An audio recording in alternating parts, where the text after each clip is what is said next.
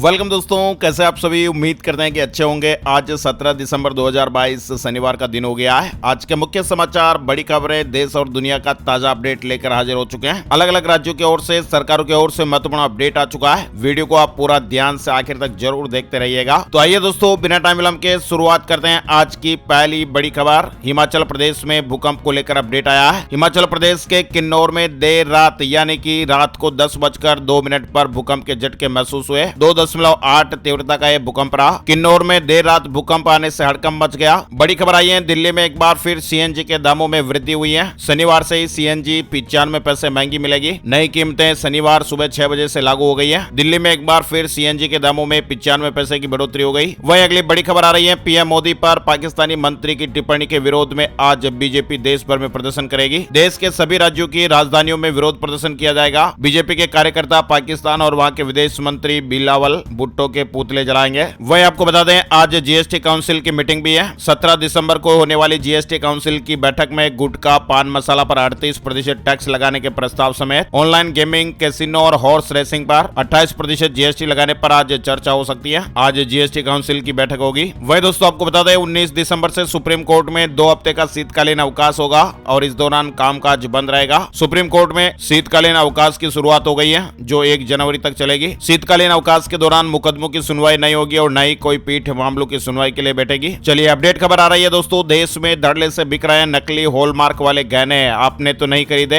असली और नकली हॉलमार्क की पहचान आपको भी जरूर आनी चाहिए। सोने की खरीदारी में धोखेबाजों को रोकने के लिए हॉलमार्किंग शुरू की गई थी। 2 ग्राम से अधिक की हर ज्वेलरी पर हॉलमार्किंग अनिवार्य है। BIS कैयर की मदद से आप सोने की शुद्धता की जांच कर सकते हैं। लोगों को ठगी से बचाने के लिए सरकार ने सोने के आभूषणों पर हॉलमार्किंग अनिवार्य की हुई है। लेकिन इतना सब कुछ हो जाने के बावजूद भी सोने के मिलावटी गहने अब भी देश में धड़ल्ले से बेचे जा रहे हैं। हॉलमार्किंग फेडरेशन ऑफ इंडिया ने भी यह माना कि कुछ लोग सोने के आभूषणों पर नकली हॉलमार्किंग करके ग्राहकों को चूना लगा रहे हैं। हॉलमार्किंग का मतलब होता है दोस्तों, सोने की शुद्धता की गारंटी। हॉलमार्क हर आभूषण पर लगने वाला एक निशान होता है और इसमें भारतीय मानक ब्यूरो यानी BIS का लोगो और उसकी शुद्धता दी होती है। इसके साथ ही टेस्टिंग सेंटर आदि की भी जानकारी हॉलमार्किंग में मिलती है। सरकार ने पिछले साल 1 जुलाई से गोल्ड ज्वेलरी की हॉलमार्किंग के संकेतों में बदलाव करते हुए संकेतों की संख्या 3 कर दी है। अब आपको बताते हैं कि भारतीय मानक ब्यूरो के बनाए हुए BIS कैयर ऐप नामक एक मोबाइल ऐप से आप हॉलमार्किंग ज्वेलरी की जांच कर सकते हैं। BIS कैयर ऐप को डाउनलोड करके इसमें अपना नाम, फोन नंबर और ईमेल आईडी डालना होगा। आपका मोबाइल नंबर और ईमेल आईडी OTT के जरिए वेरीफाई करना होगा और वेरिफिकेशन के बाद ही आप इस ऐप का प्रयोग कर सकते हैं। और इस BIS कैयर ऐप में वेरीफाई HUID का एक फीचर दिया गया है। यहाँ पर आप पता लगा सकते हैं कि हॉलमार्किंग असली है या फिर नकली है। अगर आपको लगता है कि ये नकली है तो आप ऐप के कंप्लेंट सेक्शन में जाकर शिकायत भी दर्ज करवा सकते हैं। काम की खबर थी इसलिए आपको ज्यादा डिटेल में जानकारी बताई। चलिए आगे बढ़ते हैं दोस्तों, अगली बड़ी खबर। देश में उर्वरकों के दाम नहीं बढ़ेंगे। फर्टिलाइजर सेक्टर को 2.5 लाख करोड़ रुपए देगी सरकार। अगले संसद सत्र में सब्सिडी का ऐलान हो सकता है। बड़ी खबर है, खाने का तेल और सोना होगा महंगा। सरकार ने दोनों पर आयात शुल्क बढ़ा दिया है, यानी महंगाई से राहत के बीच फिर से मुश्किलें बढ़ाने वाली ये खबर आई है, क्योंकि भारत के मार्केट में पाम तेल और सोने चांदी की कीमतों में जल्द ही उछाल आ सकता है। ग्लोबल मार्केट में लगातार बढ़ती कीमतों को देखते हुए सरकार ने सोने, चांदी, कच्चे पाम तेल यानी CPO और सोया तेल पर बेस इंपोर्ट प्राइस बढ़ा दिया है और ऐसे में डोमेस्टिक मार्केट में इनकी कीमतों पर भी दबाव दिखेगा। दरअसल सरकार जो है वो हर पखवाड़े खाने के तेलों, सोने और चांदी के बेस इंपोर्ट प्राइस में बदलाव करती है। वहीं अपडेट खबर आ रही है, दिल्ली के प्राइवेट स्कूलों को 25% सीटों पर गरीब बच्चों को एडमिशन देना होगा। हाईकोर्ट के निर्देश हैं। दिल्ली हाईकोर्ट ने शुक्रवार को दिल्ली सरकार को निजी गैर सहायता प्राप्त स्कूलों में समाज के कमजोर वर्गों के बच्चों का दाखिला सुनिश्चित कराने का निर्देश दिया है। स्कूलों को हर हाल में 25% सीटों में EWS और वंचित समूह के बच्चों को एडमिशन देना होगा। उच्च न्यायालय ने सरकार से EWS श्रेणी के छात्रों को एडमिशन नहीं देने वाले स्कूलों की मान्यता समाप्त करने के भी निर्देश दिए हैं। वहीं बड़ी खबर है, पहाड़ से गिरकर 300 फीट गहरी खाई में कार गिर गई। कार फंस गई और जिंदगी और मौत से कपल जूझ रहा था, लेकिन iPhone 14 ने जान बचा ली। एक बार आपको सुनने में यह बेशक अजीब लगेगा, लेकिन ऐसा सच में हुआ है। कैलिफोर्निया की टेक कंपनी एप्पल ने एक लेटेस्ट iPhone लाइनअप में कुछ इमरजेंसी ऐसे फीचर्स दिए हैं जो मुश्किल हालात में यूजर्स के काम आते हैं। लेटेस्ट एप्पल डिवाइस में मिलने वाले क्रैश डिटेक्शन और emergency SOS via satellite features की मदद से हादसे का शिकार हुए इस कपल को समय रहते मदद पहुंच सकी। वहीं बिहार में जहरीली शराब से अब तक 65 लोगों की जान चली गई है। बिहार में जहरीली शराब से मौत का आंकड़ा बढ़कर बढ़कर 65 हो गया है। न्यूज एजेंसी एएनआई के मुताबिक बिहार में 6 साल पहले लागू शराबबंदी के बाद से जहरीली शराब से मरने वालों की सर्वाधिक संख्या है। वहीं अगली बड़ी खबर आ रही है, कांग्रेस की भारत जोड़ो यात्रा के 100 दिन पूरे हो गए। जयपुर काफिला पहुंच गया है। यात्रा फिलहाल 8वें राज्य राजस्थान में है। यहाँ पर जयपुर में राहुल गांधी ने प्रेस कॉन्फ्रेंस भी आयोजित की। वहीं आपको बता दें, पीएम मोदी ने रूस के राष्ट्रपति व्लादिमीर पुतिन से फोन पर बातचीत की है। पीएम मोदी और रूस के राष्ट्रपति ने ऊर्जा सहयोग, व्यापार और निवेश, रक्षा और सुरक्षा सहयोग और अन्य प्रमुख क्षेत्रों सहित द्विपक्षीय संबंधों के कई पहलुओं की समीक्षा की। इस दौरान पीएम मोदी ने यूक्रेन युद्ध के संदर्भ में एक बार फिर दोहराया कि आगे बढ़ने का एकमात्र तरीका बातचीत और कूटनीति है। साथ ही दोनों नेता नियमित रूप से संपर्क में रहने को लेकर भी सहमत हुए हैं। वहीं पीएम मोदी ने रूस के राष्ट्रपति को G20 में भारत की वर्तमान अध्यक्षता के बारे में जानकारी दी और इसकी प्राथमिकताओं के बारे में भी बताया। बड़ी खबर आ रही है, शाहरुख की पठान को गुजरात में बैन करने की मांग। वीएचपी और बजरंग दल ने कहा है, कुछ बुरा हुआ तो थिएटर मालिक जिम्मेदार होंगे। शाहरुख खान की फिल्म पठान को गुजरात में बैन करने की मांग की गई है। वहीं मध्य प्रदेश में ओबीसी आरक्षण को 14 से बढ़ाकर 27% करने पर रोक हटाने की याचिका पर सुप्रीम कोर्ट ने सुनवाई से इंकार कर दिया है। सुप्रीम कोर्ट ने नाराजगी जताते हुए कहा कि अगर आप याचिका वापस नहीं लेते हैं तो हम जुर्माना लगा देंगे। चलिए आगे बढ़ते दोस्तों। बड़ी खबर, चिंताजनक खबर, मलेरिया का रूप बदला है। अब जांच से भी पकड़ में नहीं आ रही बीमारी। 10 साल तक लीवर में मलेरिया पैरासाइट रह सकता है। मलेरिया को लेकर यह चिंताजनक खबर आई है। वहीं स्टॉक मार्केट न्यूज अपडेट है। हफ्ते के अंतिम कारोबारी दिन शेयर मार्केट में भारी गिरावट देखने को मिली। सेंसेक्स 461 अंक टूटकर बंद हुआ। वही दोस्तों, मलेशिया को लेकर एक बड़ी खबर आ रही है। कपड़े और बच्चों को लेकर महिलाओं पर एक नई पाबंदी लगी है। नियम तोड़ने पर जेल हो सकती है। मलेशिया ने इस महीने से महिलाओं पर पाबंदी के लिए नए कानून को लागू किया है और इस कानून के खिलाफ एशिया के कई एक्टिविस्ट विरोध प्रदर्शन भी कर रहे हैं। राज्य के महिलाओं को पुरुषों के कपड़े पहनने पर रोक लगा दी गई है। यहाँ महिलाएं बिना शादी किए गर्भधारण नहीं कर सकेगी। इसके अलावा इस राज्य ने जादू टोना को भी गैर कानूनी घोषित कर दिया है। वहीं राजधानी दिल्ली में जल्द ही नई व्हीकल पॉलिसी लागू हो सकती है।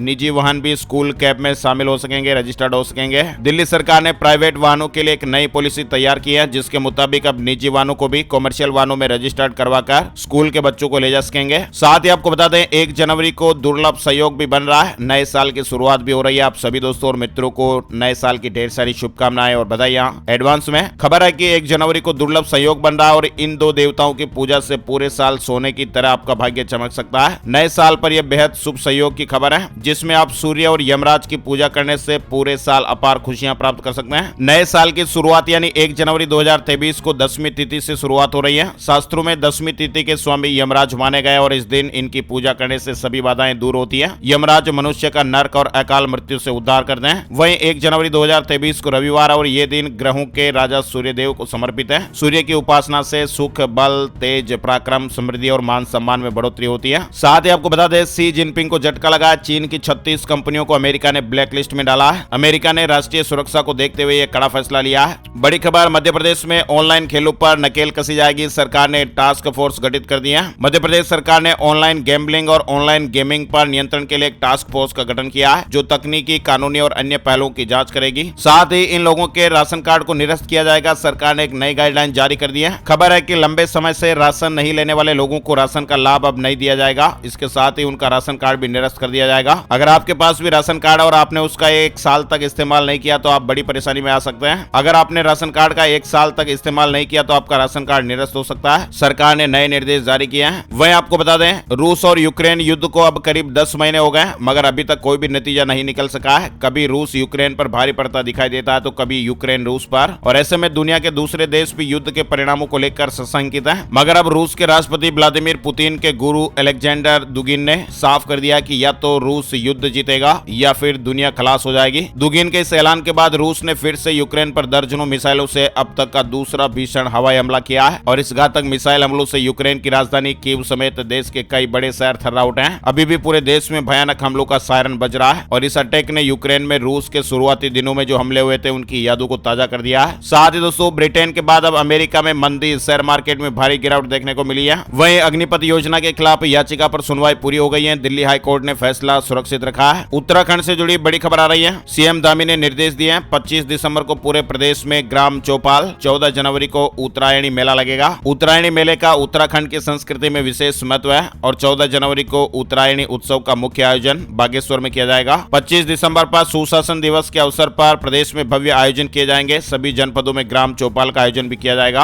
वहीं देश की इकोनॉमी के लिए गुड न्यूज आई है, अच्छी खबर है। विदेशी मुद्रा भंडार में बढ़ोतरी हुई है। इसके अलावा आपको बता दें, देश का पहला इन्फेंट्री म्यूजियम अमेरिका के बाद महू में ऐसा संग्रहालय बना है। 1747 से 2020 तक का इतिहास संजोया गया है। इंदौर के महू में देश का पहला इन्फेंट्री संग्रहालय आम जनता के लिए खोला गया है और ये संग्रहालय देश का पहला और दुनिया का दूसरा संग्रहालय है। इसके पहले अमेरिका में एक ऐसा म्यूजियम बनाया गया है। इन्फेंट्री स्कूल की स्थापना के 75वें वर्ष की पूर्व संध्या और विजय दिवस मनाने के लिए सेना ने शुक्रवार से इसकी शुरुआत कर दी है। करंट अफेयर्स में भी सवाल बन सकता है। वहीं हरियाणा में हर स्टूडेंट के लिए फैमिली आईडी जरूरी होगी। सरकार ने सभी शैक्षणिक संस्थानों को जिम्मेदारी दे दी है। 31 दिसंबर डेडलाइन तय की गई है। यानी हरियाणा सरकार ने परिवार पहचान पत्र PPP अब हर स्टूडेंट के लिए जरूरी कर दिया है। वहीं हरियाणा में एक बार फिर से आंदोलन की राह पर किसान। इस बार सामलात भूमि पर मालिकाना हक की मांग की गई है। सामलात भूमि पर पिछले कई दशकों से कब्जा कर रहे किसानों के मालिकाना हक की मांग को लेकर कई किसान संगठन अब लामबंद हो गए हैं। अपनी इस मांग को लेकर 20 से 22 दिसंबर तक अंबाला से चंडीगढ़ तक पद यात्रा निकालेंगे। किसानों की योजना 22 दिसंबर को चंडीगढ़ पहुंचने की है। वहीं मध्य प्रदेश के 16 जिलों के लिए बिजली के लिए गाइडलाइन जारी हुई है। अघोषित अवैध कॉलोनी में कनेक्शन मिलेंगे। मध्य प्रदेश के भोपाल, नर्मदापुरम, ग्वालियर समेत 16 जिलों की अघोषित अवैध कॉलोनी में भी अब बिजली के कनेक्शन मिल सकेंगे। बिजली कनेक्शन के लिए नई गाइडलाइन तय की गई है। वहीं अब पुराने वाहनों का भी भारत श्रृंखला में पंजीकरण कराया जा सकेगा। सरकार ने अनुमति दे दी है। अभी तक केवल नए वाहनों को ही BH श्रृंखला के निशान या चिन्ह का विकल्प चुनने की इजाजत थी। वहीं मध्य प्रदेश में अब मतांतरण से 60 दिन पहले कलेक्टर को देनी होगी सूचना। धार्मिक स्वतंत्रता एक्ट के लिए नियम लागू। अगर कोई धर्माचार्य मतांतरण कार्यक्रम करना चाहता तो उसे भी इसकी सूचना 60 दिन पहले कलेक्टर को देनी होगी। सूचना मिलने पर कलेक्टर पावती भी देंगे। वहीं छत्तीसगढ़ बोर्ड ने 10वीं और 12वीं की परीक्षा तिथि घोषित कर दी है। 1 मार्च से एग्जाम शुरू हो जाएंगे।